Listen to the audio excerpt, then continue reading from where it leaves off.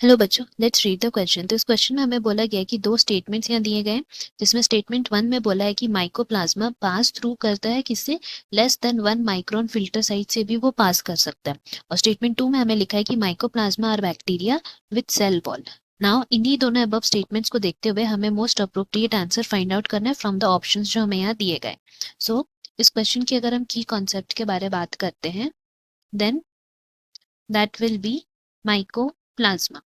तो यहाँ पे हम लोग माइकोप्लाज्मा के बारे में बात करने वाले हैं ना। माइकोप्लाज्मा जो है उनको हम लोग बोल सकते हैं, they are defined to be the smallest cells. तो हम लोग यहाँ पे लिख सकते हैं माइकोप्लाज्मा को defined to have the smallest cells. And अगर हम लोग यहाँ पे इनकी सेल साइज की बात करें तो that is around 0.3 micrometer in size. अगर इनके जो साइज है सेल के वो इतने छोटे हैं तो हम लोग बोल सकते हैं कि अगर हमारा फिल्टर का साइज कितना है 1 माइक्रोन, तो वहां से ये इजीली पास आउट कर सकते हैं। इसलिए हमारा स्टेटमेंट 1 तो करेक्ट हो गया। नाउ माइकोप्लाज्मा जो है उसको हम लोग क्या बोल सकते हैं, they are the prokaryotic sales.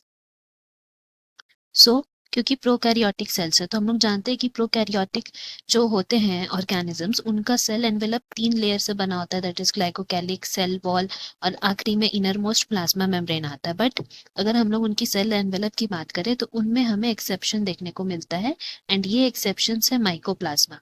That means हम लोग बोल सकते हैं कि माइकोप्लाज्मा जो है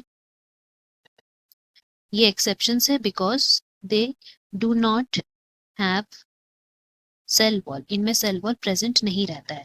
दैट इज द रीजन हमारा जो स्टेटमेंट 2 है उसमें क्या लिखा है कि जो माइकोप्लाज्मा बैक्टीरिया है उनमें सेल वॉल है, जबकि सेल वॉल नहीं रहता। इसलिए स्टेटमेंट 2 गलत है और स्टेटमेंट 1 सही है। तो हम लोग बोल सकते हैं कि यहाँ पे हमारा कौन सा करेक्ट ऑप्शन हो जाएगा, दैट इज ऑप्शन डी, जहाँ पे लिखा है statement 1 is correct but statement 2 is incorrect. Hope you have understood. Best of luck. Thank you.